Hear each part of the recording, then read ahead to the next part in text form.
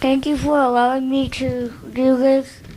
I'm really enjoying it, and everybody from Chattanooga Christian Assembly and New Creation greets you in the name of the Lord. And first, I'm going to talk about my testimony and how God is using me throughout most of the world. So, first of all, I'm 13 years old. God has given me another year in my life. And, the last 12 years, or 13 years now, have been kind of a little struggling. First with, before I was born.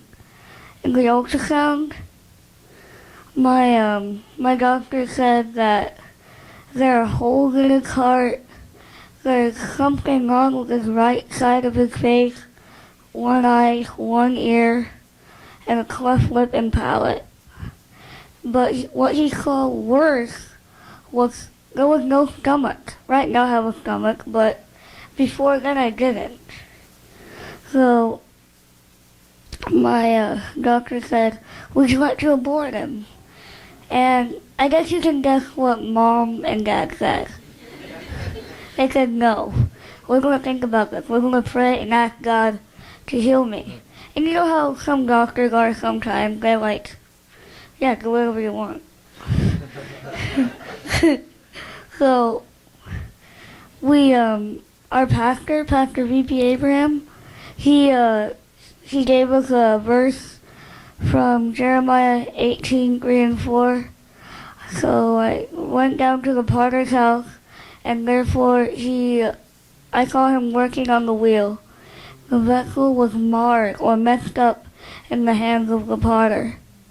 But the potter did not throw the vessel away. Instead, he reshaped it using that same vessel. So what he was trying to say is that God is going to reshape me. He isn't going to throw me out like a piece of garbage. So my parents believed that. So maybe that very next week, we went back to the doctor's office, and the first thing he told us was, are you ready to abort this baby? And my parents said, no, we believe that God healed him. And again, but so he did the ultrasound. He only did it for 5 minutes. Last time, about a week ago, he did it for 2 hours. The first words he said was, I see the stomach. All the intestines are back in its place. And all these other problems can be done surgically. That means done by surgery. So on July 27, 2000, I was born alive when the doctor said I would be born dead.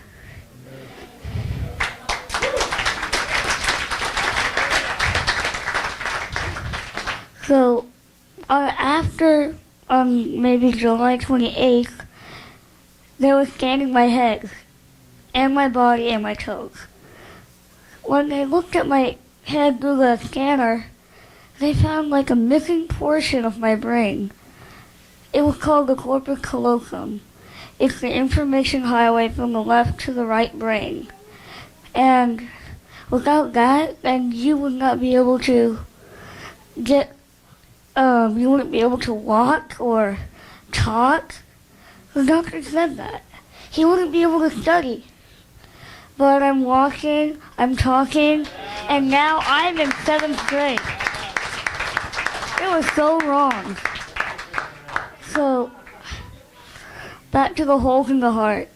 Before I said there were holes in the heart, and a few months before I turned 1, the doctor said I would die before I turned 1 year old because of the holes that were in my heart. So within 2 weeks of time, all the holes were gone. instantly, without any heart surgery. Even with the heart surgery, the doctor said we don't know if he was going to live or die. But God did something that was miraculous.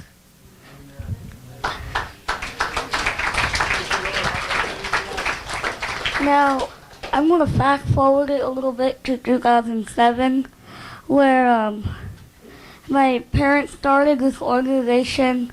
It's called Love Without Reason. And this organization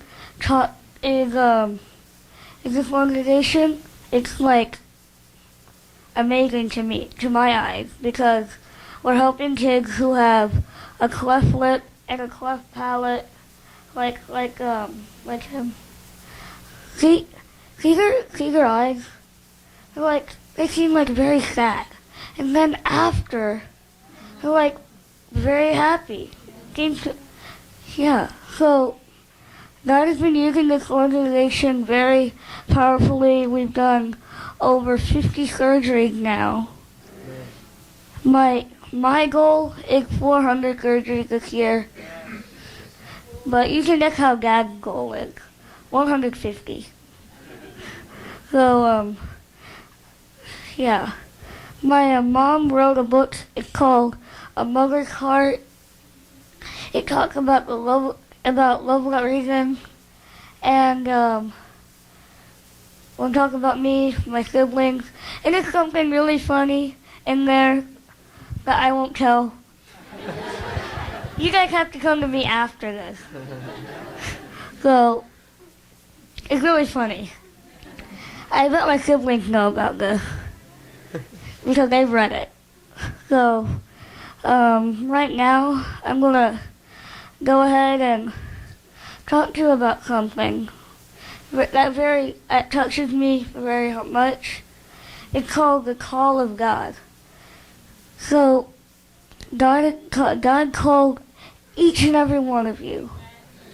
God called me too. But I did not find out until maybe about 2 years later, 2012, when God started slowly starting to use me. I booked in a talent show. Man, there were so many people. I mean, I didn't know if I could do it, but God helped me, and everyone started congratulating me, and I don't remember anything else. You can look it up at lovewithoutreason.org. Go to Philip's story or Philip's testimony, you'll find that video. So, right now, I'm going to talk about 3 people who were called by God. One was Jeremiah. The other one was Isaiah. And the last one was Moses. All of them had an excuse. Jeremiah said, I'm only a child. He was probably 13 years old. Like me.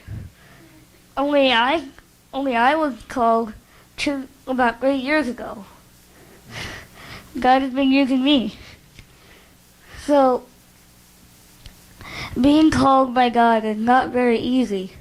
Because, Satan, he's always trying to stop you, put you down.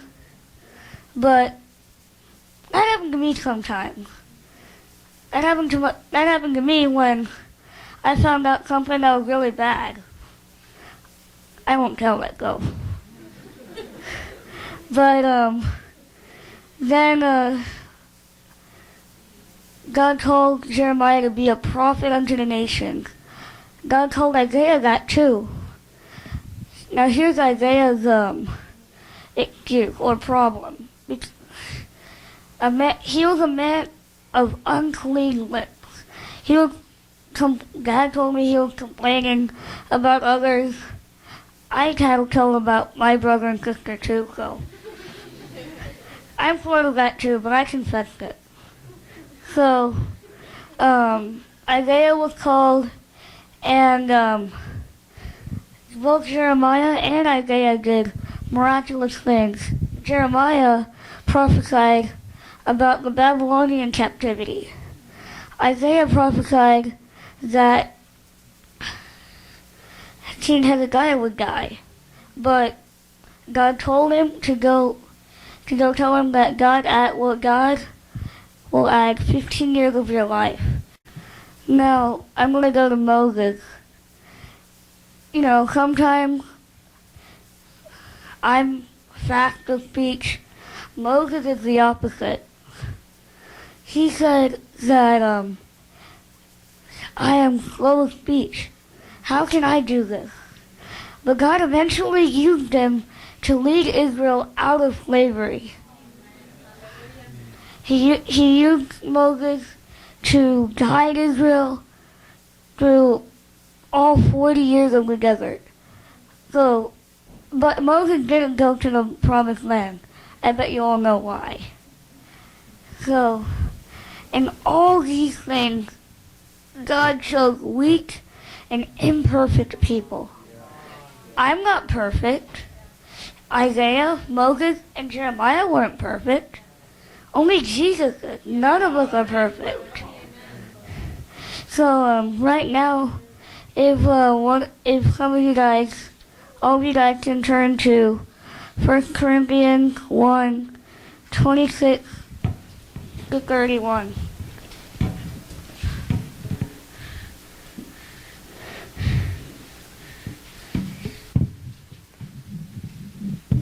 I'm going to get you there too.